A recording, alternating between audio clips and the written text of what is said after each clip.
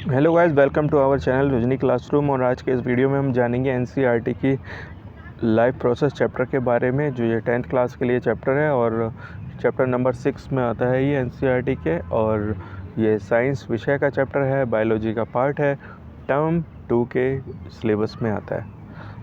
तो डिस्कस करेंगे हम लाइफ प्रोसेस के एनसीईआरटी के सॉल्यूशंस। अगर एनसीईआरटी के लाइफ प्रोसेस चैप्टर के बारे में आपने डिटेल से नहीं पढ़ा है तो डिटेल चैप्टर एक्सप्लेनेशंस के वीडियो मैंने उनके लिंक्स डिस्क्रिप्शन बॉक्स में दे रखे हैं, आप उनको ज़रूर देखें। उसके बाद इन एनसीईआरटी क्वेश्चंस को ट्राई करें। अगर आपको कॉन्सेप्ट क्लियर होंगे तो आप आसानी से इन क्वेश्चनों के आंसर दे पाएंगे और आपको ये क्वेश्चन समझ में भी आएंगे। तो सबसे पहले एनसीईआरटी के क्वेश्चंस को जानें, एनसीईआरटी के टॉपिक्स को क्लियर करें। उनके डिटेल वीडियोज़ मैंने दे रखे हैं। लाइफ प्रोसेस के चैप्टर्स टॉपिक्स को क्लियर करें और इन क्वेश्चनों के आंसर दें। इसलिए इस वीडियो को अंत तक ज़रूर देखें और साथ ही के साथ इस चैनल को सब्सक्राइब करें ताकि आने वाली वीडियोस की नोटिफिकेशन आप तक मिलते रहें और अपडेट्स वीडियो के जो भी हैं हमारे पास वो आप तक पहुंचते रहें। तो चलिए शुरुआत करते हैं NCERT solutions of the chapter life process. शुरुआत करते हैं हम पेज नंबर 95 से। तो पेज नंबर 95 में क्वेश्चन नंबर फर्स्ट है, why is diffusion is sufficient to meet oxygen requirement of multi cellular organisms like human. तो सबसे पहला क्वेश्चन है, डिफ्यूजन जो प्रोसेस है वो ह्यूमन बींग्स और मल्टी सेलुलर ऑर्गेनिजम्स होते हैं, इनके लिए इनसफिशिएंट क्यों है। तो सबसे पहले इसका आंसर है, जो मल्टी सेलुलर ऑर्गेनिजम्स होते हैं लाइक ह्यूमंस, जो मूवमेंट्स करते हैं, इनके अंदर क्या होता है, स्पेशली डिज़ाइन डाइजेशन सिस्टम है, रेस्पिरेशन सिस्टम है और ब्लड सर्कुलेशन सिस्टम है, जिसकी वजह से इनके डिफरेंट बॉडी पार्ट्स हैं, इनको ज़्यादा एनर्जी की रिक्वायरमेंट्स होती है। इनको मूवमेंट्स, ग्रोथ, रेस्पिरेशन के लिए एनर्जी की रिक्वायरमेंट्स होती है और ज़्यादा ऑक्सीजन की रिक्वायरमेंट्स होती है, जिसकी वजह से इनके कॉम्प्लेक्स बॉडी डिज़ाइन फंक्शंस हैं और इसी वजह से इनकी body requirement, body oxygen nutrition requirements काफ़ी ज़्यादा होती है।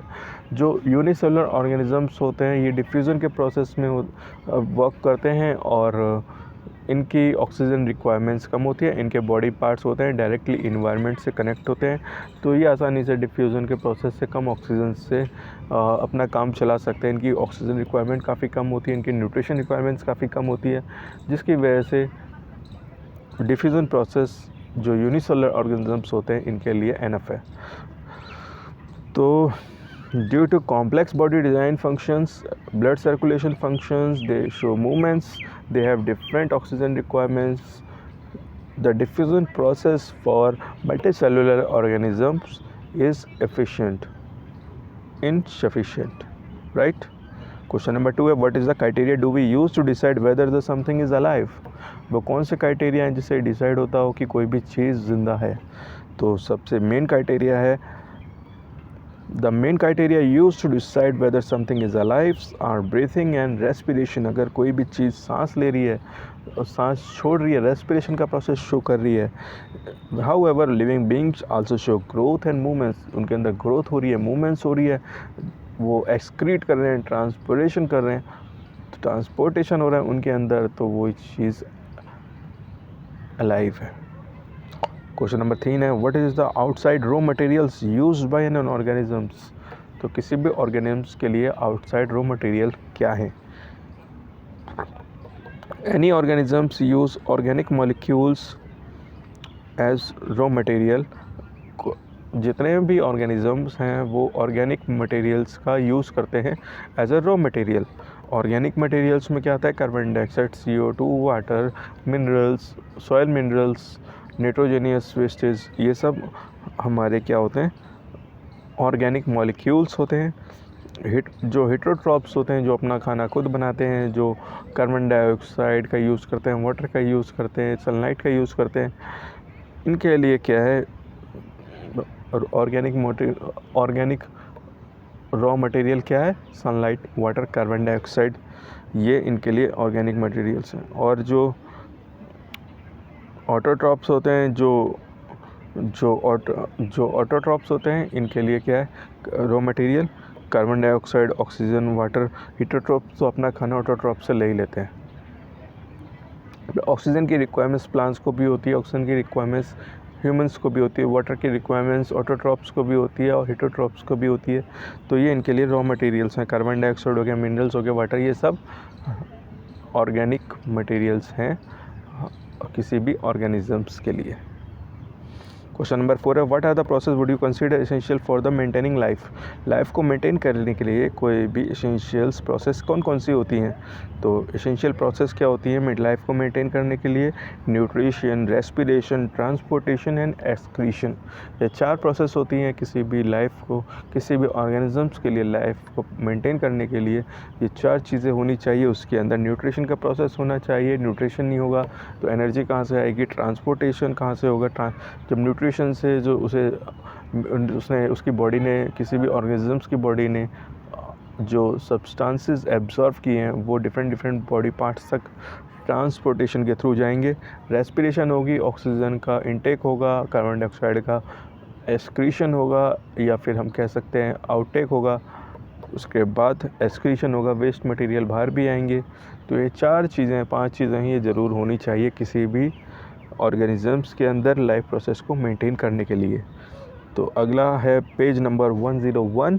पेज नंबर 101 का क्वेश्चन नंबर 1 है, what is the difference between autotroph nutrition and heterotroph nutrition. Autotroph nutrition और हेटरोट्रॉप न्यूट्रिशन के बीच में क्या डिफरेंस है ये हमें बताना है। तो सबसे पहला आता है ऑटोट्रॉप न्यूट्रिशन के अंदर जो डिफरेंस होता है हेटरोट्रॉप न्यूट्रिशन के कंपैरिजन में। ऑटोट्रॉप न्यूट्रिशन होते हैं ये अपना खाना खुद सिंथेसिस करते हैं। इन this mode of nutrition and organisms make और synthesis its own food.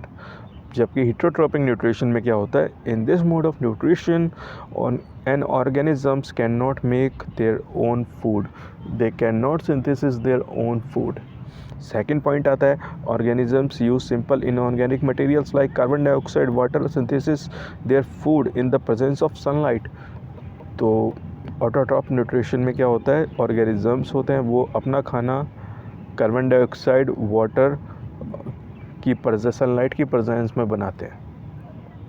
Heterotrophic mode of nutrition में क्या होता है, organisms can not make their own food from simple inorganic and materials depend on the other organisms for their food.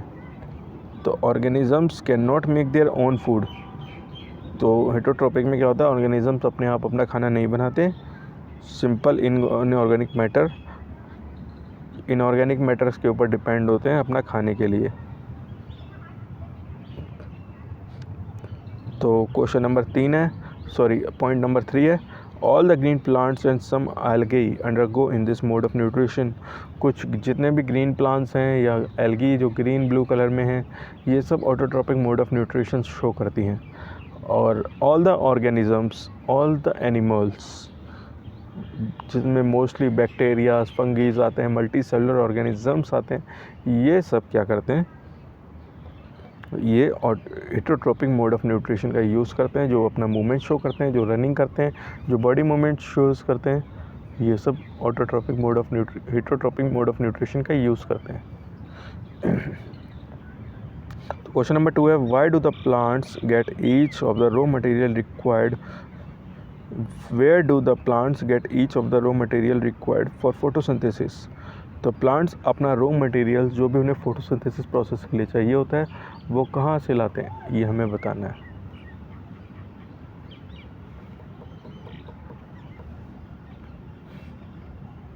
तो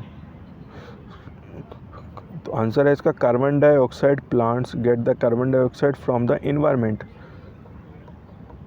सबसे पहले carbon dioxide की बात करें तो प्लांट कार्बन डाइऑक्साइड को इन्वायरमेंट से लेते हैं थ्रू स्टोमेटा लीव्स के अंदर होता है, तो वहाँ से वो इन्वायरमेंटल कार्बन डाइऑक्साइड को लेते हैं। Water, plant absorb water from the soil through the and transport to the leaves. जो वाटर है वो लीव से मिलता है, वो सॉइल से मिलता है रूट्स के थ्रू, और ये लीव्स के अंदर ट्रांसपोर्ट होता है। Sunlight, plant get sunlight from the sun. जो सनलाइट है वो सन से मिलती है। उसके बाद आता है chlorophyll. Chlorophyll is present in the chloroplast found in the green leaves and green parts of the plants. Chloroplast कहाँ होता है, ग्रीन लीव्स के अंदर होता है। जहाँ भी प्लांट्स के ग्रीन पार्ट्स होते हैं उनके अंदर होता है, क्लोरोप्लास्ट के अंदर। क्वेश्चन नंबर 3 आता है, what is the role of the acidic in our stomach. हमारे स्टोमक के अंदर एसिड का क्या रोल होता है ये हमें जानना है। तो role of the acid in our stomach is to make acidic medium which is necessary for the activation of the enzyme pepsin.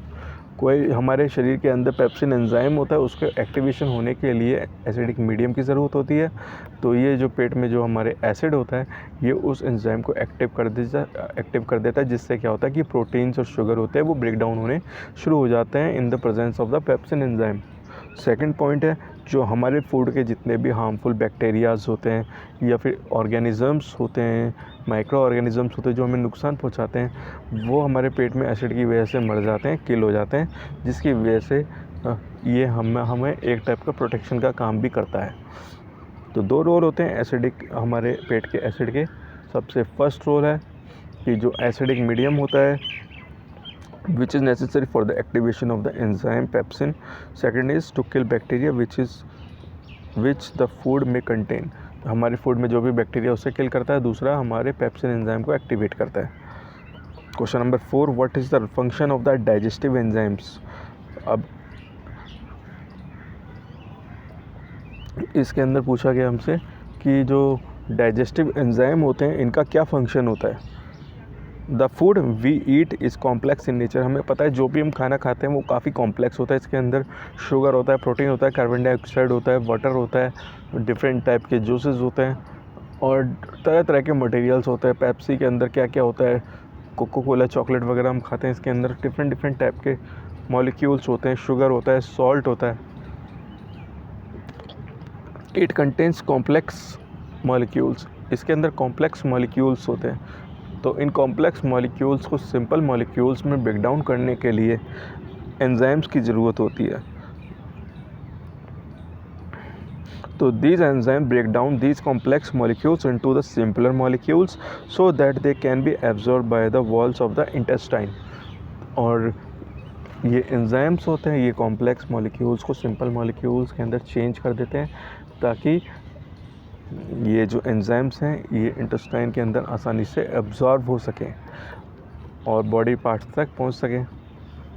तो याद रहेगा बच्चों। अगला क्वेश्चन पढ़ते हैं। अगला क्वेश्चन है, how is the small intestine designed to absorb the digested food.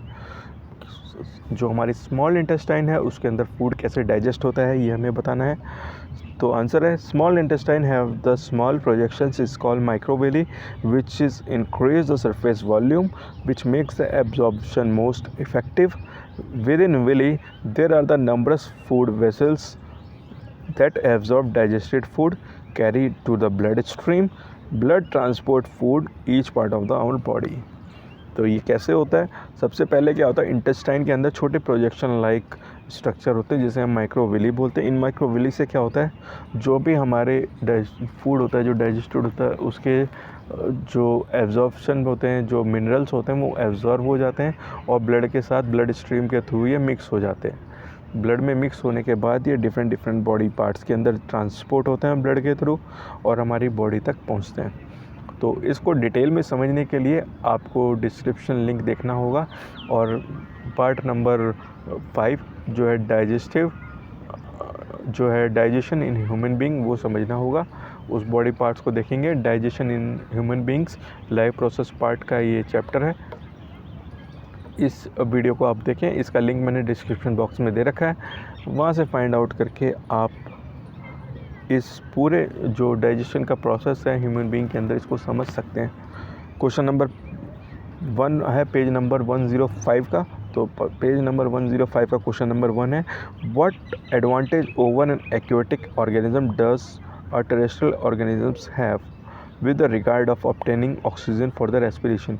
अब ये पूछ रहा है कि जो टेरेस्ट्रियल ऑर्गेनिजम्स है इसका ऐसा क्या एडवांटेज है एक्वेटिक एनिमल्स के ऊपर, क्यों एक्वेटिक एनिमल्स से आगे हैं टेरेस्ट्रियल ऑर्गेनिजम्स इन किस केस में, ऑक्सीजन की रिक्वायरमेंट में, सांस लेने के प्रोसेस में क्यों जो टेरेस्ट्रियल ऑर्गेनिजम्स हैं जो चलते फिरते हैं, घूमते हैं, मूवमेंट करते हैं, जो ज़मीन पे चलते हैं वो क्यों आगे हैं। तो और जो हमारे जो पानी के जो जीव जंतु हैं ये एज़ कम्पेयर टू ज़मीन में रहने वाले जीव जंतु इनसे इतने स्लो क्यों हैं, क्यों ये ऑक्सीजन की रिक्वायरमेंट के मामले में जो ज़मीन पे चलने वाले जानवर हैं इनसे पीछे हैं। तो आंसर है terrestrial organisms breathe by using atmosphere oxygen. जो टेरेस्ट्रियल ऑर्गेनिजम्स होते हैं, जो ज़मीन में रहने वाले जानवर होते हैं, ये ऑक्सीजन के लिए इन्वायरमेंट के ऊपर डायरेक्टली डिपेंड करते हैं। Where is aquatic organisms take oxygen dissolve in the water. जो पानी के जानवर हैं वो ऑक्सीजन के लिए पानी में घुली ऑक्सीजन है उसके ऊपर डिपेंड करते हैं। Oxygen level is high in the atmosphere as compare to oxygen in water. और दूसरी बात यह है, जो हवा में जो ऑक्सीजन है वो काफ़ी ज़्यादा है एज़ कम्पेयर टू जो पानी में के अंदर जो डिज़ोल्व ऑक्सीजन होती है उसके मुकाबले में हवा में ऑक्सीजन काफ़ी ज़्यादा होती है। Hence terrestrial organisms not need to breathe fast. तो जो इसीलिए जो टेरेस्ट्रियल ऑर्गेनिजम्स होते हैं उनको ज़्यादा तेज़ से सांस लेने की ज़रूरत नहीं है, क्योंकि आसानी से वो ऑक्सीजन इंटेक कर लेते हैं। पर वहीं जानवर जो एक्वेटिक एनिमल्स होते हैं, ऑर्गेनिजम्स होते हैं, उनको तेज़ से सांस लेने की ज़रूरत होती है, क्योंकि उन्हें पानी में घुले हुए ऑक्सीजन को फ़िल्टर करके अपने गिल से वो फ़िल्टर करते हैं, जिसकी वजह से क्या होता है, उन्हें काफ़ी कम ऑक्सीजन मिल पाती है। ज़्यादा से ज़्यादा पानी को वो इंटेक करते हैं, उसे प्योरीफाई करते हैं, तब जाके उन्हें कम से कम ऑक्सीजन मिल पाती है। इसलिए उन्हें ऑक्सीजन रिक्वायरमेंट्स के लिए तेज़ तेज़ सांस लेने की ज़रूरत होती है। क्वेश्चन नंबर 2 है, what are the different ways in which glucose is oxidised to provide energy in the various organisms. तो वो कौन कौन से तरीके हैं जिससे जो ग्लूकोज है वो ऑक्सीडाइज्ड होकर एनर्जी प्रोवाइड करता है डिफरेंट ऑर्गेनिजम्स के अंदर। अगर आपने ग्लूकोज के ब्रेकडाउन का प्रोसेस नहीं समझा है तो इसे भी आप रेस्पिरेशन इन ह्यूमन बींग्स के पार्ट के अंदर लाइव प्रोसेस का पार्ट है।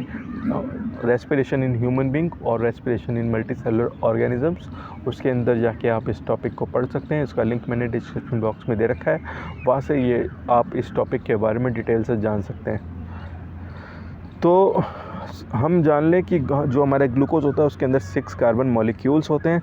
Glucose is first break down into the cell cytoplasm. ये सेल साइटोप्लाज्म के अंदर ब्रेक डाउन होता है, जहाँ पर हमें 3 कार्बन मॉलिक्यूल्स प्लस एनर्जी मिलती है। अब क्या होता है कि ये डिफरेंट वेज में ब्रेक डाउन होता है। अब बात करते हैं हम एनारोबिक रेस्पिरेशन की, जब ऑक्सीजन की एब्सेंस होती है। जैसे ईस्ट होता है, ईस्ट कहाँ काम आता है, ब्रेड को फुलाने के काम आता है, या कोई भी डेजर्ट को स्पंजी बनाने के काम आता है, जैसे कि इडली हो गया, रसगुल्ले हो गए, उनको स्पंजी बनाना होता है तो ईस्ट का यूज़ किया जाता है। या फिर केक्स के अंदर यूज़ होता है, बिस्किट्स के अंदर यूज़ होता है, कुकीज़ के अंदर यूज़ होता है, या फिर डिफरेंट टाइप की पुडिंग होती है उसके अंदर यूज़ होता है ईस्ट। तो in absence of oxygen east के अंदर ऐसा कैसे रिएक्शन होता है, ईस्ट होता है वो एथेनॉल के अंदर कन्वर्ट हो जाता है। जो 3 कार्बन जो प्रोवरेट के जो मॉलिक्यूल्स थे वो ब्रेक डाउन होकर ethanol plus carbon dioxide plus energy बनाते हैं, जिसमें क्या होता है, हमें 2 कार्बन मॉलिक्यूल्स मिलते हैं, कार्बन डाइऑक्साइड मिलता है और एनर्जी मिलती है। अगर मसल्स की बात करें, हमारे मसल्स में जब हम काफ़ी ज़्यादा एक्सरसाइज करते हैं और काफ़ी ज़्यादा रनिंग करते हैं, काफ़ी हैवी एक्सरसाइजेस करते हैं, तो क्या होता है, हमारी बॉडी के अंदर भी कई बार क्या होता है कि एसिड बनना शुरू हो जाता है इन एब्सेंस ऑफ ऑक्सीजन, क्योंकि ऑक्सीजन रिक्वायरमेंट्स काफ़ी ज़्यादा चाहिए होती है एक्सरसाइज करते टाइम। अगर हम प्रॉपर तरीके से रेस्ट नहीं लेंगे, हमारी बॉडी को पूरी तरह से ऑक्सीजन नहीं मिलेगा, तो क्या होगा कि हमारे बॉडी पार्ट्स होंगे वो फिर इन एनारोबिक रेस्पिरेशन शो कर देंगे, जिसकी वजह से क्या होता है, एनारोबिक रेस्पिरेशन वो होते हैं जो ऑक्सीजन की एब्सेंस में होता है। तो इससे क्या होता है, हमारी बॉडी के अंदर लैक्टिक एसिड बनना शुरू हो जाता है और एनर्जी बननी शुरू हो जाती है। लैक्टिक एसिड 3 कार्बन मॉलिक्यूल्स होते हैं, साथ में हमें एनर्जी मिलती है, और जिसकी इसी लैक्टिक एसिड की वजह से हमारी बॉडी के अंदर लैक्टिक एसिड बन जाता है पार्ट्स के अंदर, और हमारी बॉडी पेन करने लग जाती है। पर कुछ टाइम हम रेस्ट करते हैं तो लैक्टिक एसिड है वो कम हो जाता है बॉडी के अंदर और हमारी बॉडी पेन करना बंद कर देती है। तो जब भी हम रनिंग फास्ट करें या कोई हैवी एक्सरसाइज करें तो बीच बीच में हमें एक्सरसाइज रेस्ट करना भी ज़रूरी है। अब ऑक्सीजन की प्रेजेंस की बात करते हैं। जब ऑक्सीजन है, एरोबिक रेस्पिरेशन हो रहा है, और ये सब कहाँ हो रहा है, सेल के माइटोकॉन्ड्रिया के अंदर, तो हमें क्या मिलता है, कार्बन डाइऑक्साइड मिलती है, वाटर मिलता है, प्लस एनर्जी मिलती है। तो जिसकी वजह से क्या होता है कि ग्लूकोज होता है वो कार्बन डाइऑक्साइड, वाटर और एनर्जी के फॉर्म में कन्वर्ट होता है, और एनर्जी हम अपने कामों में यूज़ करते हैं, वाटर हम रेस्पिरेशन या स्वेटिंग के थ्रू बाहर निकाल देते हैं। क्वेश्चन नंबर हमारा 3 है, how is oxygen carbon dioxide is transported in humans. Humans के अंदर कार्बन डाइऑक्साइड और ऑक्सीजन कैसे ट्रांसपोर्ट होती है, ये हमें बताना है। तो आंसर है oxygen and carbon dioxide is transported in human beings via blood stream. ये ब्लड स्ट्रीम के थ्रू ट्रांसपोर्ट होता है। और oxygen is carried to the cells where is carbon dioxide is carried from cells. अब क्या होता है, ऑक्सीजन होती है वो जो बॉडी सेल्स होती है वहाँ तक जाती है, और जहाँ कार्बन डाइऑक्साइड होती है वो बॉडी सेल से वापस आती हैं लंग्स की तरफ। Exchange of the gases takes place in the alveoli of the lungs. जो गैसेस के एक्सचेंजेस हैं वो लंग्स के एलोवेली होती हैं उसके अंदर होता है। और जो एलोवेलीज होती हैं वो ब्लड कैपिलरीज से सराउंडेड होती हैं। ब्लड कैपिलरीज होती हैं ये डिफ्यूज़न के प्रोसेस के थ्रू ब्लड से ऑक्सीजन ब्लड में ऑक्सीजन मिलाती हैं और कार्बन डाइऑक्साइड को अलग करती हैं। तो याद रहेगा बच्चों कैसे होता है हमारे बॉडी के अंदर गैसेस का एक्सचेंजेस। ये सब लंग्स के अंदर होता है। लंग्स के अंदर एलोवेलीज होती हैं जो ब्लड कैपिलरीज से सराउंड होती हैं, और ब्लड कैपिलरीज के अंदर डिफ्यूज़न के प्रोसेस के थ्रू ऑक्सीजन ब्लड के अंदर मिलता है और कार्बन डाइऑक्साइड ब्लड से अलग होता है और लंग्स में दोबारा चला जाता है। इस टॉपिक को आप डिटेल से रेस्पिरेशन इन ह्यूमन बीइंग के चैप्टर में ह्यूमन बीइंग के टॉपिक में पढ़ सकते हैं। ये लाइफ प्रोसेस के parts respiration in human being के अंदर है। आप उसका लिंक डिस्क्रिप्शन बॉक्स से फाइंड आउट कर सकते हैं और उस पार्ट को देख सकते हैं। तो अगला हमारा क्वेश्चन है, how are the lungs design in the human beings to maximise the area for the exchange of the gases. कहते हैं कि लंग्स को ऐसा कैसे डिज़ाइन किया गया कि हमारी बॉडी के अंदर ज़्यादा से ज़्यादा ऑक्सीजन की रिक्वायरमेंट्स पूरी हो सके। इस क्वेश्चन को काफ़ी डिफरेंट वेज में भी पूछा जा सकता है कि how lungs are functioning, how exchange of the gases takes place in the lungs. तो कॉन्सेप्ट लगभग सेम ही है। आपको लंग्स की फंक्शनिंग बतानी है तो आपको कॉन्सेप्ट क्लियर होना चाहिए। आपको पता होना चाहिए कि क्वेश्चन किस बारे में पूछा गया है, किस टॉपिक के बारे में पूछा गया है, क्वेश्चन का क्या मतलब है, तब भी आप सही से आंसर कर पाएंगे। इसके लिए ज़रूरी है कि आप कॉन्सेप्ट्स को क्लियर करें, अपने बायोलॉजी के कॉन्सेप्ट्स को क्लियर करें, चैप्टर के कॉन्सेप्ट्स को क्लियर करें ताकि सही से आंसर दे पाएँ। तो इसका आंसर है the exchanges of the gases takes place between the blood capillaries that is surrounded by the alveolis. The gases present in the alveoli, the alveolis are the site for the exchanges of the gases. Alveolis के अंदर exchanges होते हैं gases के। Lungs are filled up with the air during the process of inhalation. जब भी inhalation की process होती है, सांस अंदर लेने की प्रोसेस होती है, तो लंग्स के अंदर गैसेस फिल्ड अप हो जाती है। हमारा डिफ्राग्राम है वो अप हो जाता है और फ्लैटेंड हो जाता है। The air that is rushed inside the lungs fills the numbers of alveolis present in the lungs. जब हमारा लंग्स ऑक्सीजन से भरा होता है तो उसके साथ जुड़ी जो एलोवेलीज होती हैं उसके अंदर भी ऑक्सीजन फिल हो जाती है और वो ऑक्सीजन ब्लड के साथ डिफ्यूज़ हो जाती है। Each lung contains 300 to 350 million alveoli. This number of alveoli increase the surface area with the gases of exchanges, making the process respiration more efficient. तो इस तरीके से हमारे शरीर के अंदर exchanges of the gases efficient तरीके से हो पाता है। तो पेज नंबर 110 का क्वेश्चन नंबर 1 है, what are the components of the transport system in the human beings. हमारे ह्यूमन बींग के अंदर ट्रांसपोर्ट सिस्टम है, उसके अंदर मेन कंपोनेंट्स क्या हैं, what are the functions of these components. इन फंक्शंस के कंपोनेंट्स के फंक्शन क्या क्या हैं, क्या क्या इसके मेन फंक्शंस हैं। तो आंसर है the main components of the transport system in the human beings are.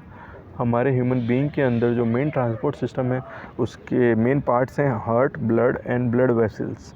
तो हार्ट का काम क्या है, heart pumps oxygenated blood throughout the body. Heart क्या होता है, ऑक्सीजन वाला ब्लड है उसको पूरी बॉडी से थ्रो आउट करता है। इट रिसीव्स ऑक्सीजनेटेड ब्लड, ये ऑक्सीजनेटेड ब्लड को रिसीव करता है डिफरेंट बॉडी पार्ट से और sends this impure blood into the lungs for oxygenation. और इस इम्प्योर जो ब्लड को है वो लंग्स में भेज देता है ताकि वहाँ से कार्बन डाइऑक्साइड बाहर हो सके, लंग्स में पहुँच सके और लंग्स की ताज़ी ऑक्सीजन वो ब्लड में मिल सके। तो ये लंग्स के अंदर क्या हो गया, एक्सचेंजेस ऑफ द गैसेस हो गए। उसके बाद blood is filled with, blood is the fluid which connective tissue, वो ब्लड होता है वो एक फ्लूइड का तरह वर्क करता है और ये कनेक्टिव टिश्यू की तरह वर्क करता है। It helps in the transport of the oxygen, nutrition, carbon dioxide and nitrogenous waste. ये क्या करता है कि ब्लड में से कार्बन डाइऑक्साइड, ऑक्सीजन और नाइट्रोजीनियस वेस्टेज होते हैं, इनको ट्रांसपोर्ट करने का काम करता है। उसके बाद आता है नंबर ब्लड वेसल्स का। तो ब्लड वेसल क्या काम करते हैं, तो ब्लड वेसल्स में आते हैं आर्टरीज आते हैं, वेन्स आते हैं, कैपिलरीज आती हैं, ठीक है। तो आर्टरीज का काम क्या होता है, arteries carry blood either away from the heart to various parts from the various organs back to the heart.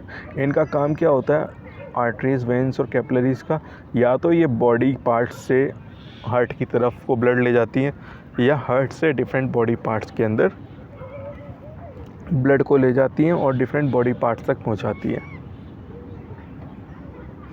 तो क्वेश्चन नंबर 2 है, why it is necessary to separate oxygenated blood and the deoxygenated blood in mammals and bird.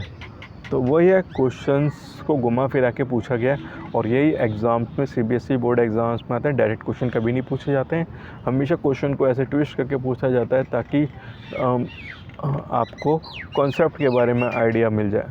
अगर आपको concept के बारे में idea मिल जाएगा तो आप किसी भी क्वेश्चन का आंसर किसी भी वे में पूछा गया हो आप दे सकते हैं। तो why it is necessary to separate oxygenated and deoxygenated blood in mammals and birds? तो आंसर है, mammals and birds are the warm blooded animals। जितने भी mammals होते हैं या blood होते हैं, जितने भी mammals होते हैं या bird होते हैं, ये क्या होते हैं, ये गर्म खून के जानवर होते हैं, इनके अंदर blood होता है वो गर्म होता है। which keeps the body temperature constant, और ये गर्म खून उनके बॉडी टेम्परेचर को कांस्टेंट रखता है। और भी इतनी सारी एक्टिविटीज़ करते हैं। तो इन्वायरमेंट, जिस भी इन्वायरमेंट में होते हैं, कभी ठंडा इन्वायरमेंट होता है, कभी गर्म इन्वायरमेंट होता है। बर्ड आसमान में उड़ता है तो आसमान का टेम्परेचर थोड़ा कम होता है, ज़मीन का टेम्परेचर थोड़ा ज़्यादा होता है। तो इस कभी इन्वायरमेंट उनके लिए डिफरेंट चेंज होता है। तो काफ़ी मतलब इन्वायरमेंट चेंजेस के हिसाब से उनके ब्लड का टेम्परेचर, उनके बॉडी का टेम्परेचर कांस्टेंट रहे, इसके लिए उनको ज़्यादा एनर्जी की ज़रूरत होती है, ज़्यादा ऑक्सीजन की ज़रूरत होती है। Hence, it is very important for the warm-blooded animals to separate oxygenated and deoxygenated blood to keep the body circulation system efficient। तो उनके लिए ज़रूरी है कि उनका ब्लड सर्कुलेशन सिस्टम है वो काफ़ी एफिशिएंट बना रहे। क्वेश्चन नंबर 3 है, what are the components of the transport system is highly organised plants. तो जितने भी हाईली ऑर्गेनाइज्ड प्लांट्स होते हैं इनके अंदर जो वाटर ट्रांसपोर्ट सिस्टम है वो कैसा होता है, किस टाइप का होता है। तो आंसर है, in highly organised plants there are the 2 different types of conducting tissue. जितने भी हाईली ऑर्गेनाइज्ड प्लांट्स होते हैं इनके अंदर 2 टाइप के कंडक्टिंग टिश्यूज़ होते हैं। First one is xylem, second one is phloem. तो जाइलम टिश्यू होता है कंडक्टिंग टिश्यू होता है जो मिनरल्स एंड वाटर मिनरल्स को सॉइल से रूट के थ्रू पूरी बॉडी पार्ट्स के अंदर पहुंचाता है।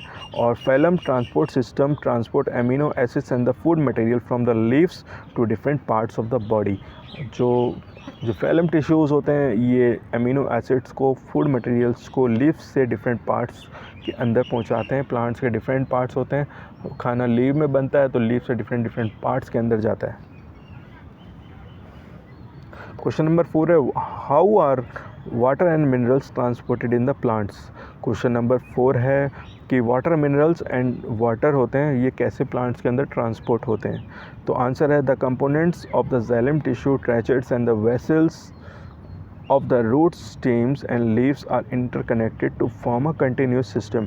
जो जाइलम टिश्यूज़ होते हैं इनके अंदर ट्रैचेट्स और वेसल्स आते हैं, ये क्या करते हैं, ये वाटर के साथ मिलके एक कंटिन्यूस सिस्टम बना देते हैं, जिससे क्या होता है, ये एक चैनल्स होता है, एक चैनल बन जाता है जो प्लांट्स के डिफरेंट बॉडी पार्ट से जुड़ा होता है। अब इससे क्या होता है, जब ट्रांसपोर्टेशन सिस्टम होता है वो सेक्शन का प्रोसेस होता है कि जब प्रेशर कम होगा वन एंड में तो दूसरी साइड से प्रेशर बढ़ जाएगा। इस हिसाब से ये ज़मीन जड़ से पानी सक करते हैं। जैसे कि हम नारियल पानी पीते हैं, पाइप में ऊपर खींचते हैं पानी तो नारियल से पानी ऊपर आता है पाइप के थ्रू, स्ट्रॉ के थ्रू। इसी हिसाब से सक्शन प्रोसेस होती है प्लांट्स के अंदर। जब लीफ से पानी ट्रांसपोर्ट होने लग जाता है, एवोपरेट होने लग जाता है, तो प्लांट्स जड़ों से पानी सक होने लग जाता है ज़मीन से। तो सक्शन प्रेशर की वजह से वाटर डिफरेंट बॉडी पार्ट से रूट्स के थ्रू ट्रांसपोर्ट होना शुरू हो जाता है और इंटरकनेक्ट और जो कंडक्टिंग चैनल होता है उसके थ्रू डिफरेंट बॉडी पार्ट्स के अंदर चला जाता है। How food is transported in the plants. दूसरा क्वेश्चन है, अब पहले था कि वाटर कैसे ट्रांसपोर्ट होता है, अब दूसरा क्वेश्चन है कि फूड कैसे ट्रांसपोर्ट हो रहा है प्लांट्स के अंदर। तो इसका आंसर है phloem transport the food materials from the leaves to different parts of the body. जो फाइलम टिश्यूज़ होते हैं ये लीव्स के जो खाना होता है उसको लीव से डिफरेंट बॉडी पार्ट्स में ट्रांसपोर्ट करते हैं। The transportation food in the phloem is achieved by utilising energy from the ATP। तो फूड जो होता है वो ब्रेक डाउन होकर ATP एनर्जी के अंदर कन्वर्ट होता है जो केमिकल फॉर्म में होती है, और ये एनर्जी ऑस्मोटिक प्रेशर के थ्रू एक टिश्यू से दूसरे टिश्यू के अंदर ट्रांसपोर्ट होती है। This pressure moves a material in the phloem to tissues which have less pressure. This is helpful in moving materials according to the need of the plant. For example, food materials such as sucrose is transported into the phloem tissue using ATP energy.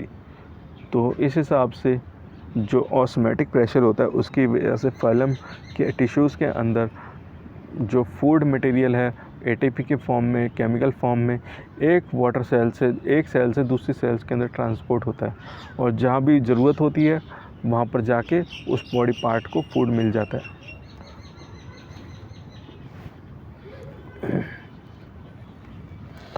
Page number 112 का question number 1 है, describe the structure and functioning of the nephrons. हमें nephrons की structure और functioning के बारे में discuss करना है। तो आंसर है nephrons are the main filtration units of the kidney which have the large numbers in the kidney. Nephrons क्या है, ये फिल्ट्रेशन यूनिट है किडनी के अंदर। इसका डायग्राम हमने साइड में दे रखा है, इसको ध्यान से देखेंगे।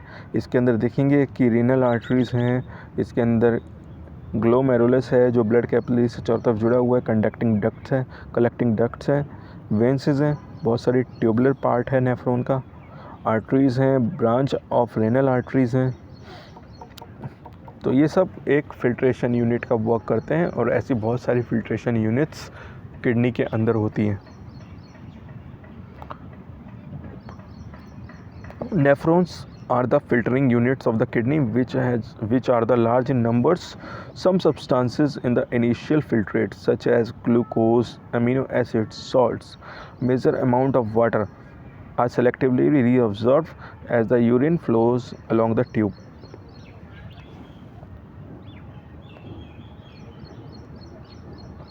तो ग्लूकोज हो गया, एमिनो एसिड्स हो गए, सॉल्ट्स हो गए,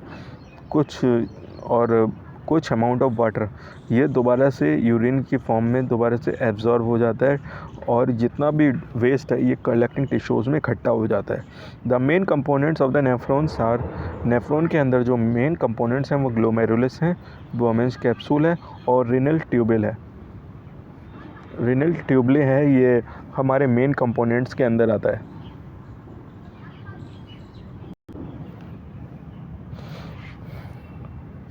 अब कैसे नेफ्रॉन वर्क करता है ये हमने जानना है।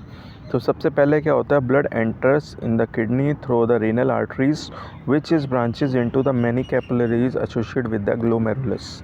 तो ब्लड है वो रीनल आर्टरीज के थ्रू ग्लोमेरुलस के अंदर आता है, जिसके चारों तरफ बहुत सारी ब्लड कैपिलरीज होती हैं।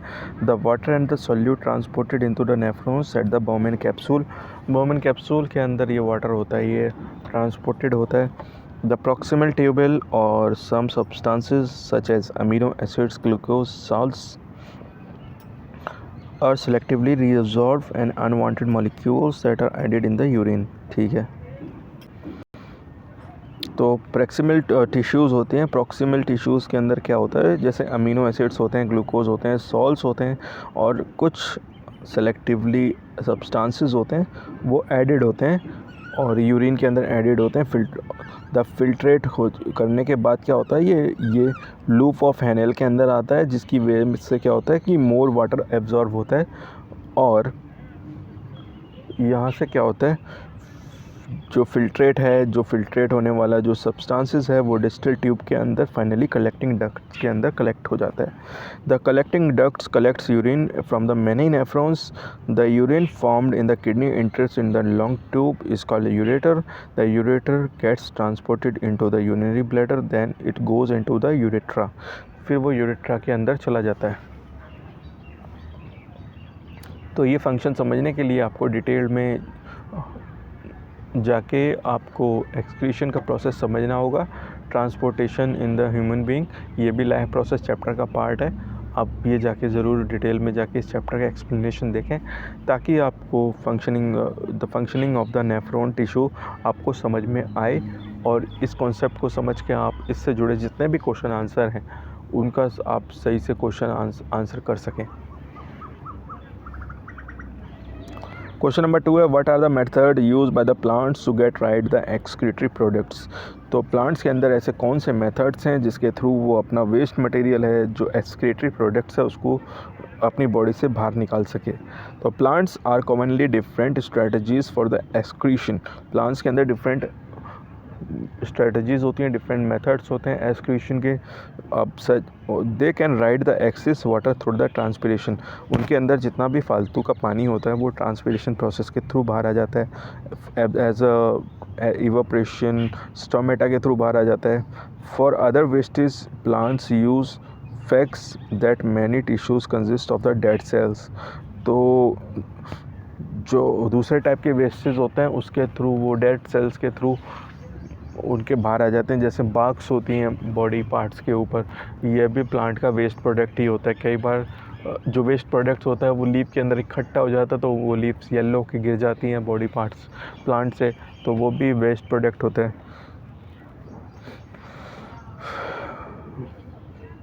वेस्ट प्रोडक्ट्स में stored in the leaves fall of.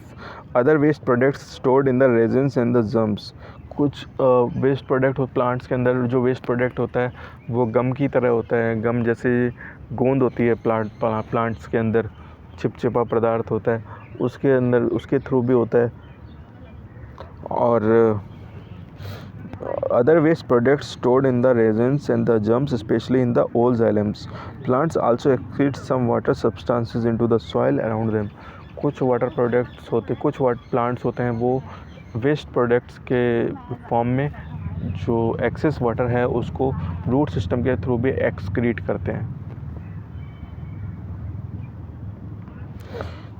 Question number 3, how is the amount of the urine produced is regulated.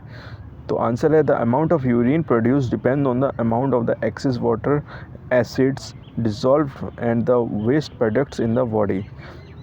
तो ये किसके ऊपर डिपेंड करता है, ये डिपेंड करता है कि हमारी बॉडी में कितना एक्सेस वाटर है, डिज़ोल्व वेस्टेज कितने उस प्रोडक्ट जो हमने पानी पिया उसके अंदर, और हमारी बॉडी के अंदर कितने बॉडी वेस्ट हैं। उन 3 चीज़ों के ऊपर हमारा यूरिन जितना प्रोड्यूस होता है वो डिपेंड करता है। Some other facts such as habitat of the organisms. अब वो ऑर्गेनिज़म्स किस इन्वायरमेंटल कंडीशंस में रहता है इसके ऊपर भी डिपेंड करता है कि उसके अंदर कितना यूरिन बनेगा।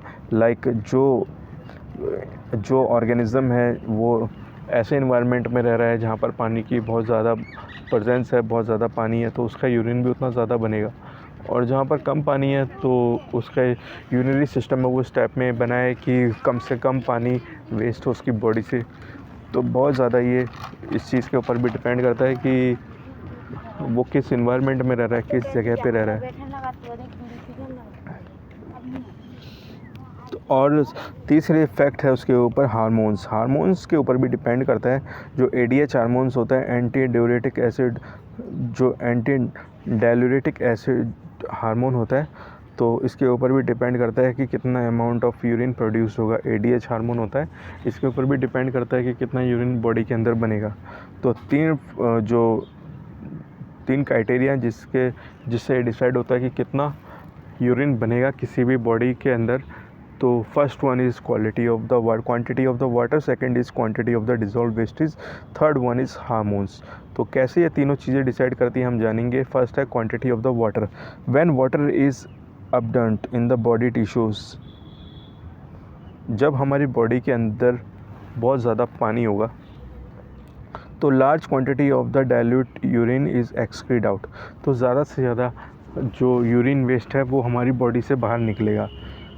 When water is less in the quantity the bloody, जब हमारे जो ब्लड टिश्यूज़ होते हैं, जो हमारी बॉडी के टिश्यू होते हैं, उनके अंदर कम पानी होगा तो small quantity of the concentrate urine is excreted, तो कम क्वांटिटी में जो हमारा यूरिन है वो फॉर्म होगा। Second thing is quantity of dissolve wastage. Dissolve wastage special nitrogenous wastage like urea, uric acid, salts are excreted. तो हमारे जो पानी के अंदर जो वेस्टेज हैं, जो वेस्ट हैं, डिज़ोल्व वेस्टेज हैं, जैसे सॉल्ट्स हो गया, यूरिक एसिड हो गया, जब हमारी बॉडी में ज़्यादा अमाउंट में होंगे तो more quantity of water required to excrete them. जब हमारी बॉडी में वो ज़्यादा होंगे, जब हम ज़्यादा नमक खाएंगे, ज़्यादा मसाले खाएंगे, या फिर ज़्यादा हमारी बॉडी में यूरिक एसिड बनेगा, तो उसको एक्सपेल्ड आउट करने के लिए बॉडी से, जो उसकी बॉडी से निकालने के लिए ज़्यादा पानी की ज़रूरत होगी, तब ज़्यादा हमारा यूरिन बनेगा। Therefore the amount of the urine products increases, तो जितना भी हमारे बॉडी के अंदर डिज़ोल्व वेस्टेज ज़्यादा होगा उतना ज़्यादा हमारे बॉडी के अंदर यूरिन बनेगा। Third thing is hormones. The amount of urine produce is also regulated by the certain hormones which control the movements of water Na+ ions and in and out of the nephrons. तो ADH hormones होते हैं, ये कुछ hormones होते हैं जो Na+ ions होते हैं, इनको कंट्रोल करते हैं। तो नेफ्रॉन्स किडनी से कितना Na+ आयंस को निकालेगा, Na+ आयन होते हैं, ये हमारे नेफ्रॉन्स को कंट्रोल करते हैं। तो ADH हार्मोन्स के ऊपर भी डिपेंड करता है कि कितना यूरिन ज़्यादा बनेगा, कम बनेगा। तो क्वेश्चन नंबर 1 है, जो टेक्स्ट बुक के एंड में जो क्वेश्चंस होते हैं उसका पहला क्वेश्चन है हमारा, the kidneys in the human beings are the part of the system. जो किडनी है वो हमारे बॉडी सिस्टम में किस चीज़ का पार्ट है? क्या वो रेस्पिरेशन का पार्ट है, क्या न्यूट्रिशन का पार्ट है, एक्सक्रीशन का पार्ट है, ट्रांसपोर्टेशन का पार्ट है? तो किडनीज क्या काम करती हैं? फिल्टरिंग का काम करती हैं, वो हमारी बॉडी में जो वेस्टेज होती हैं उसको एक्सक्रीट करने का काम करती हैं, तो ये हमारे एक्सक्रीशन सिस्टम का पार्ट है। तो ऑप्शन नंबर 3 हमारा करेक्ट आंसर है, एक्सक्रीशन। क्वेश्चन नंबर 2 है, the xylem in the present in the plants are responsible for. Xylem किस चीज़ के लिए रिस्पॉन्सिबल है प्लांट सिस्टम के अंदर? ये ट्रांसपोर्टेशन सिस्टम्स के अंदर ज़रूरी है प्लांट्स के लिए, और प्लांट्स के लिए ये रूट से कनेक्टेड होता है, और रूट से वाटर और मिनरल्स को पूरी बॉडी के अंदर ट्रांसपोर्ट करता है प्लांट्स में। तो ये plants transport of the water के लिए रिस्पॉन्सिबल है। क्वेश्चन नंबर 3 है, the autotrophic mode of nutrition requires. क्या चाहिए ऑटोट्रोपिक मोड ऑफ न्यूट्रिशन को? कार्बन डाइऑक्साइड चाहिए, वाटर चाहिए, क्लोरोफिल चाहिए, सनलाइट चाहिए। तो इसका आंसर सनलाइट है, सनलाइट चाहिए। सनलाइट के बिना ऑटोट्रोपिक मोड ऑफ न्यूट्रिशन नहीं हो सकता है। हालांकि उसे कार्बन डाइऑक्साइड, वाटर और क्लोरोफिल तीनों सब चाहिए, पर सबसे मेन इंपॉर्टेंट है सनलाइट। सनलाइट के बिना ऑटोट्रोपिक मोड ऑफ न्यूट्रिशन नहीं हो सकता है। क्वेश्चन नंबर 4 है, the breakdown of the pyruvate to give the carbon dioxide, water and energy. ये कब होता है? ये माइटोकॉन्ड्रिया के अंदर होता है, जब ऑक्सीजन की प्रेजेंस होती है, जब हम सांस लेते हैं, जब एरोबिक रेस्पिरेशन होता है, जब ऑक्सीजन की प्रेजेंस में माइटोकॉन्ड्रिया के अंदर जब रिएक्शन होता है, तब जो प्यूरेट एसिड होते हैं, जो 3 कार्बन मॉलिक्यूल्स होते हैं, वो रिएक्ट करके ब्रेक डाउन होके carbon dioxide, water plus energy बनाते हैं, और जिससे हम रेस्पिरेशन कर पाते हैं। क्वेश्चन नंबर 5 है, how the fats are digested in the bodies, where does the process take place. हमें बताना है कि फैट्स बॉडी में कहाँ पर डाइजेस्ट होते हैं और ये प्रोसेस कैसे होता है, फैट का डाइजेशन कैसे होता है। तो digestion of the fats takes place in the small intestine. तो डाइजेशन जितना भी होता है फैट्स का वो कहाँ पर होता है? स्मॉल इंटेस्टाइन, छोटी आंत के अंदर होता है। Bile juices are the secreted by the liver poured into the intestine. जो बाइल जूसेस होते हैं, जो लिवर हमारे जो सेक्रेट करते हैं बाइल जूसेस को, वो छोटे इंटेस्टाइन के अंदर छोड़ दिए जाते हैं। साथ ही में पैनक्रियाटिक जूसेस होते हैं जो पैनक्रियास से निकलते हैं, पैनक्रिया हमारी ग्रंथि होती है उससे निकलते हैं। The bile salts are the present in the bile juice emulsify the large globules of the fats.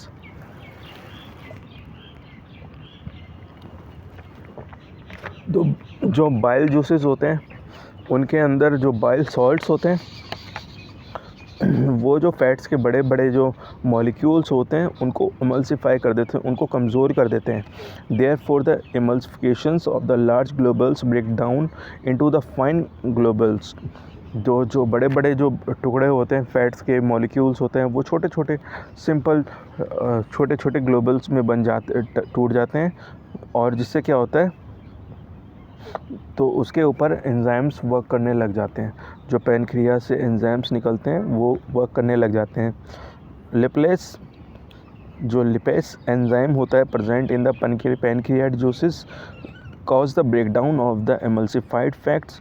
जो लिपियास जो पैनक्रिया जूसेस से जो एंजाइम निकलता है वो इन छोटे छोटे सिंपल ग्लोबल्स होते हैं मॉलिक फैट्स के, इनको ब्रेकडाउन करने के काम आता है।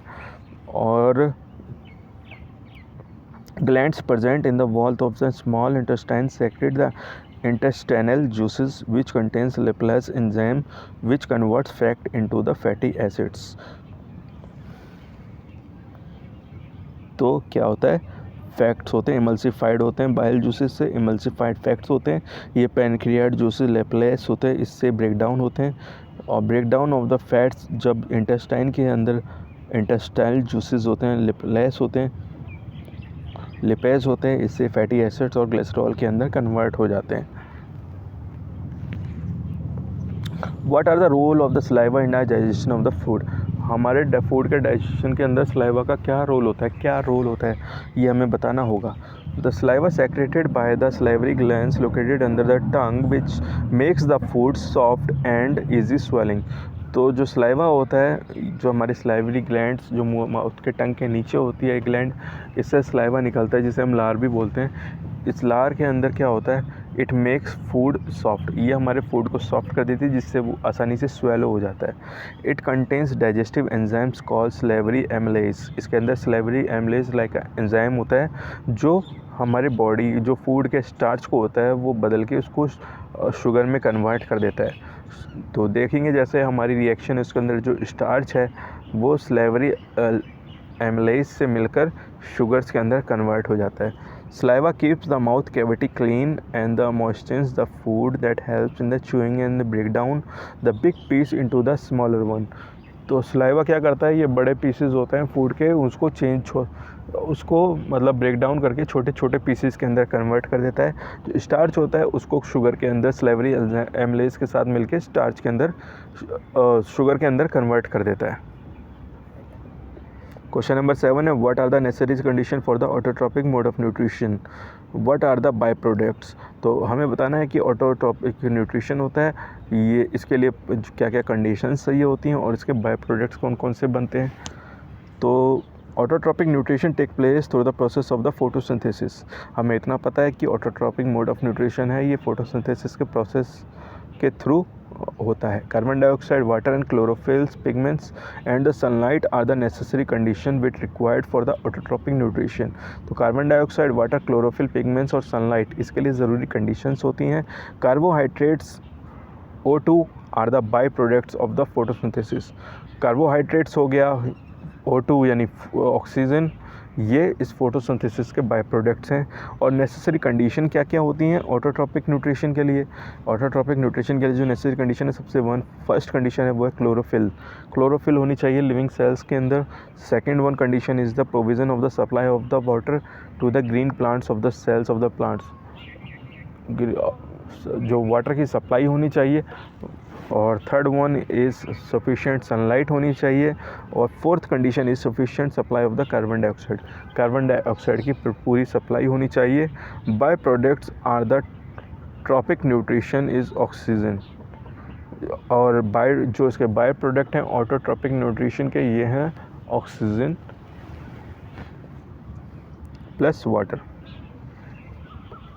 Question number 8, what are the difference between the aerobic and the anaerobic respiration.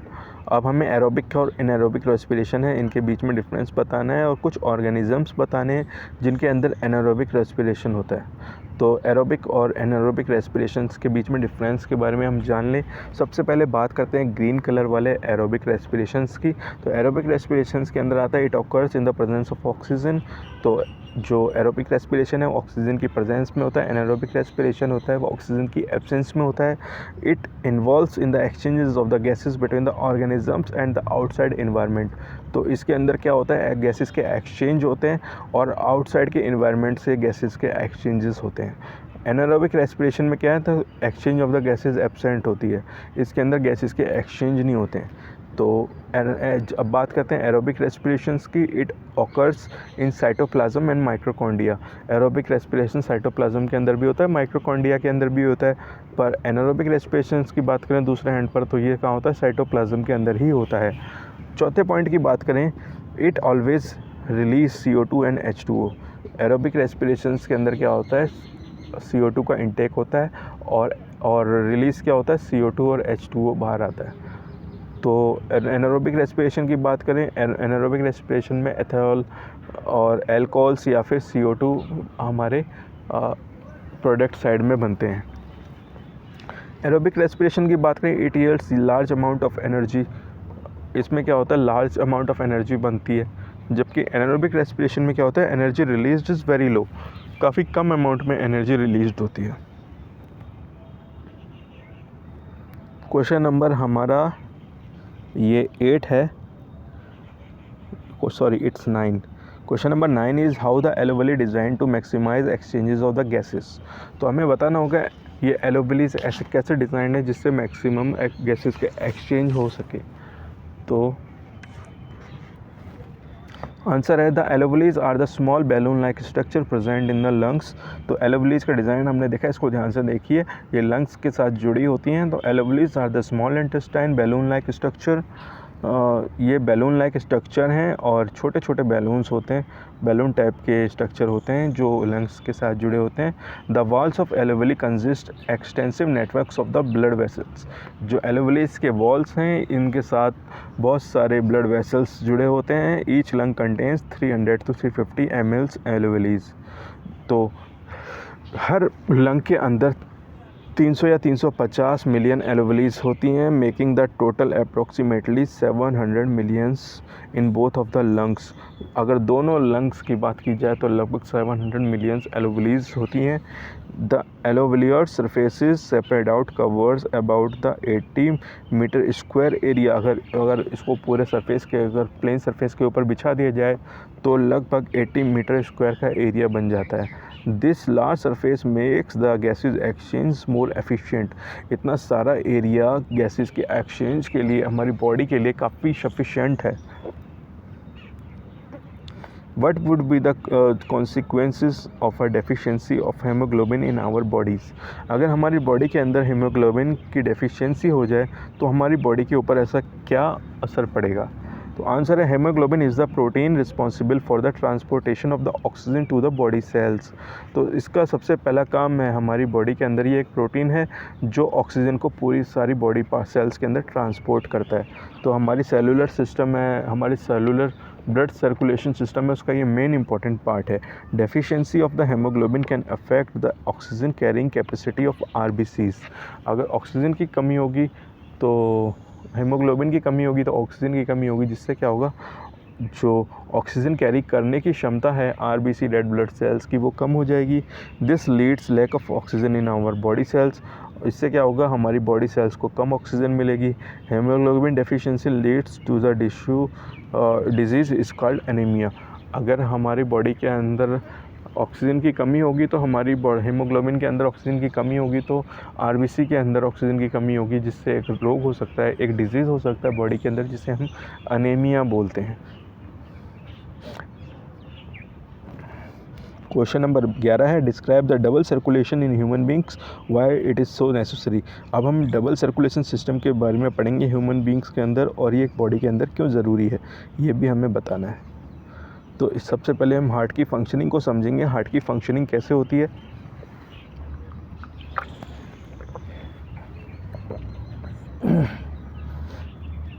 तो इस डायग्राम को गौर से देखेंगे, हार्ट का डायग्राम है। Because both oxygen and carbon dioxide have to be transported in by the blood. अब हमें पता है कि हार्ट में हमारी बॉडी के लिए बहुत ज़्यादा ज़रूरी है कि ऑक्सीजन और कार्बन डाइऑक्साइड दोनों का ट्रांसपोर्टेशन ज़रूरी हो। The heart is different chambers to prevent oxygen rich blood from mixing with the blood contains carbon dioxide.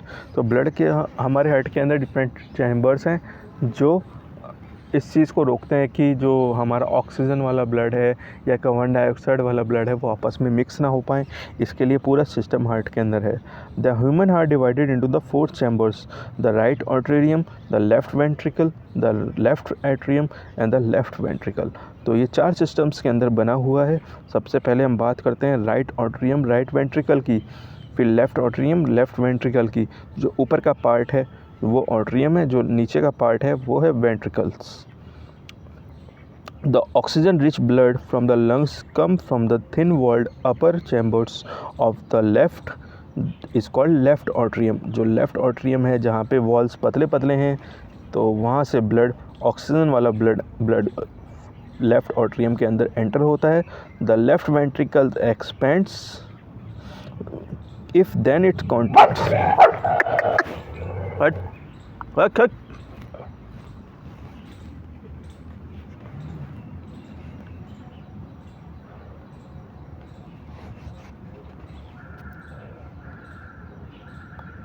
The oxygen-rich blood from the lungs come out from the thin-walled upper chambers of the heart of the left atrium. The left atrium relaxes when the collecting of the blood. तो क्या होता है कि जब left atrium होता है, जब relax होता है तो ये ब्लड को कलेक्ट करता है। जब ये कॉन्ट्रैक्ट होता है तब ब्लड होता है वो नेक्स्ट चैम्बर के अंदर ट्रांसपोर्ट हो जाता है, लेफ़्ट वेंट्रिकल के अंदर ट्रांसपोर्ट हो जाता है। जब फिर से ये एक्सपेंड होता है तो blood is transferred to it. When the muscular left ventricle contracts it turns the blood pumped into the body. तो ये दोबारा से जब ये कॉन्ट्रैक्ट होता है लेफ़्ट वेंट्रिकल तो बॉडी के अंदर ब्लड पंप हो जाता है। अब डीऑक्सीजन की सप्लाई करें, जब डीऑक्सीजनेटेड ब्लड की सप्लाई की बात करें तो deoxygenated bloods comes from the body to the upper chambers of the right atrium. Right atrium के अंदर आता है जो कार्बन डाइऑक्साइड वाला ब्लड होता है। एज इट एक्सपेंड्स, जब ये एक्सपेंड होता है तब एज राइट ऑट्रियम कॉन्ट्रैक्ट, जब राइट ऑट्रियम हमारा कॉन्ट्रैक्ट होता है तो ये ब्लड को लेफ़्ट वेंट्रिकल के अंदर ट्रांसफ़र कर देता है, which in turn pumps to the lungs for the oxygenation. अब ये क्या करता है, ऑक्सीजनेशन के लिए खून को जो लंग्स हैं उनके अंदर पंप कर देता है। During this process blood goes twice. अब इस प्रोसेस के दौरान खून 2 बार हार्ट के अंदर आता है। That's why it is known as double circulation. इस तरह इसको डबल सर्कुलेशन का प्रोसेस बोला जाता है। अब डबल सर्कुलेशन का प्रोसेस नेसेसरी क्यों है? The separation of the oxygenated and deoxygenated blood allows more efficient supply of oxygen to the body cells. अगर ऑक्सीजन और डीऑक्सीजनेटेड ब्लड की सप्लाई क्यों ज़रूरी है? क्योंकि अगर ऑक्सीजन की सप्लाई पूरी होगी ब्लड के अंदर तो हमारी बॉडी पार्ट्स को सप्लाई मिलती रहेगी। Efficient system of oxygen supply is very useful for warm blooded animals such as humans. As we know warm blooded animals have to maintain constant body temperature by cooling themselves. तो body parts हो जो गर्म खून के जो animals होते हैं जैसे ह्यूमन बीइंग है, इनको अपने बॉडी टेम्परेचर को कांस्टेंट रखना ज़रूरी होता है, क्योंकि ये अपने बॉडी टेम्परेचर को स्वेटिंग के थ्रू जब गर्म इन्वायरमेंट के अंदर काम करते हैं या गर्म इन्वायरमेंट में जाते हैं, जब इन्वायरमेंट चेंज होता है तो इनकी बॉडी का टेम्परेचर कांस्टेंट रहे तो इसके लिए ज़रूरी है कि उनके अंदर ऑक्सीजन की सप्लाई पूरी हो। They can produce more energy to maintain the body temperature. अगर ज़्यादा ऑक्सीजन की सप्लाई होगी तो ज़्यादा बॉडी टेम्परेचर बनेगा। Thus the circulation system is more efficient because the double circulation of the heart. अब क्वेश्चन नंबर 12 है, what are the difference between the transport of the materials in the xylem and phloem। ये question बहुत easy है, इसको आप आसानी से समझ सकते हैं। तो देख लीजिए इस क्वेश्चन को। अब इसके अंदर बताना है कि xylem और phloem टिश्यूज़ होते हैं, इसके अंदर क्या डिफरेंस होता है और प्लांट्स में कैसे काम करते हैं। तो शॉर्ट में मैं बता देता हूँ आपको। तो xylem टिश्यूज़ होते हैं, xylem होते हैं, ये वाटर को कंडक्ट करते हैं और ये मिनरल्स को रूट से लीव्स के डिफरेंट पार्ट्स के अंदर ट्रांसपोर्ट करते हैं। अगर बात की जाए phloem टिश्यूज़ की, तो phloem टिश्यूज़ होते हैं ये जो फूड प्रिपेयर्ड होता है लीव्स के अंदर प्लांट्स के, ये डिफरेंट बॉडी पार्ट्स में उसको डिज़ोल्व फॉर्म में एक्सपोर्ट करते हैं, ट्रांसपोर्ट करते हैं। तो अगर सेकंड पॉइंट की बात की जाए तो xylem क्या होते हैं, ये मटेरियल्स होते हैं which take place into the vessels tracheids which are dead tissues of the plants. तो प्लांट्स के जितने भी डेड टिश्यूज़ होते हैं इनको डिफरेंट जो बॉडी के वेकल्स होते हैं, ट्रैचेट्स होते हैं, इनके अंदर ट्रांसपोर्ट करते हैं। अगर बात करें phloem टिश्यूज़ की, तो phloem टिश्यूज़ ट्रांसपोर्ट करते हैं मटेरियल्स को। वो सेफ ट्यूब होते हैं, साथ के साथ कंपेनियन सेल्स होती हैं जो उनके अंदर भी जो लिविंग सेल्स होती हैं जिनको बॉडी की फूड की रिक्वायरमेंट्स होती है, जो प्लांट फूड्स की रिक्वायरमेंट्स होती है, उनके अंदर ट्रांसफ़र करते हैं। थर्ड मोस्ट इम्पॉर्टेंट पॉइंट है हमारा, द xylem अपवर्ड मूवमेंट्स के अंदर ही वाटर और मिनरल्स को ट्रांसपोर्ट करते हैं और ये ट्रांसपोर्टेशन पुल फोर्स के ऊपर डिपेंड करते हैं। ठीक है, तो ये कहाँ पर होता है, मॉलिक्यूल्स को ये लीफ के थ्रू अपवर्ड मूवमेंट्स की तरफ धकेलते हैं। अब पॉइंट नंबर 3 की बात करें, phloem टिश्यूज़ के अंदर तो मटेरियल्स कहाँ पे ट्रांसफ़र होते हैं, ये ट्रांसफ़र होते हैं एटीपी के फॉर्म में, केमिकल फॉर्म में, और ये वर्क करते हैं ऑस्मोटिक प्रेशर के फोर्स के थ्रू। ये एक बॉडी सेल से दूसरे बॉडी सेल टिश्यूज़ के अंदर ट्रांसफ़र होते हैं और हाई प्रेशर से लो प्रेशर की तरफ जो प्लांट्स के फूड होते हैं उनको ट्रांसफ़र करते हैं। अगर बात की जाए मेन फंक्शंस की, तो xylem टिश्यूज़ होते हैं ये हेल्प करते हैं ट्रांसपोर्ट वाटर और मिनरल्स को ट्रांसफ़र करते हैं, और phloem क्या करते हैं, ये फूड्स को ट्रांसपोर्ट करते हैं। xylem टिश्यूज़ होते हैं ये अपवर्ड मूवमेंट्स की तरफ फूड को वाटर और मिनरल्स को पुश करते हैं, फूड क्या करते हैं, और phloem टिश्यूज़ होते हैं ये डाउनवर्ड्स मूवमेंट और अपवर्ड मूवमेंट दोनों में वर्क करते हैं। तो क्वेश्चन नंबर 13 है, लास्ट क्वेश्चन है इस चैप्टर का। अब हमें बताना है कि कंपैरिजन करना है एलोवेलीज एंड लंग्स के अंदर and nephrons and kidney with respect to structure and functioning. तो हमें एलोवेलीज और लंग्स और नेफ्रॉन्स और किडनीज़ के बीच के अंदर उनके डिफरेंस, स्ट्रक्चर और फंक्शंस को लेके हमें डिफरेंस बताना होगा। तो सबसे बात करें एलोवेलीज और नेफ्रॉन्स की बात करें सबसे पहले, तो एलोवेलीज का फंक्शन क्या होता है, ये एक किडनी के ये लंग्स के अंदर एक स्मॉल गैसेस एक्सचेंज की यूनिट होती है जहाँ पर गैसेस का एक्सचेंज होता है। नेफ्रॉन्स क्या होता है, ये हमारी किडनी के अंदर फिल्ट्रेशन यूनिट होती है और यहाँ पर जो यूरिनरी वेस्ट्स होते हैं इनका फिल्ट्रेशन होता है। अब बात करें एक मैच्योर पर्सन के अंदर 30 करोड़ एलोवेलीज होती हैं, 30 करोड़ एलोवेलीज के आसपास होती हैं जो लगभग 80 मीटर स्क्वायर का एरिया कवर करती हैं। किडनी के अंदर लगभग 10 लाख नेफ्रॉन्स होते हैं। एलोवेलीज की बात करें तो alveolis provide wide surfaces of the gases of exchange.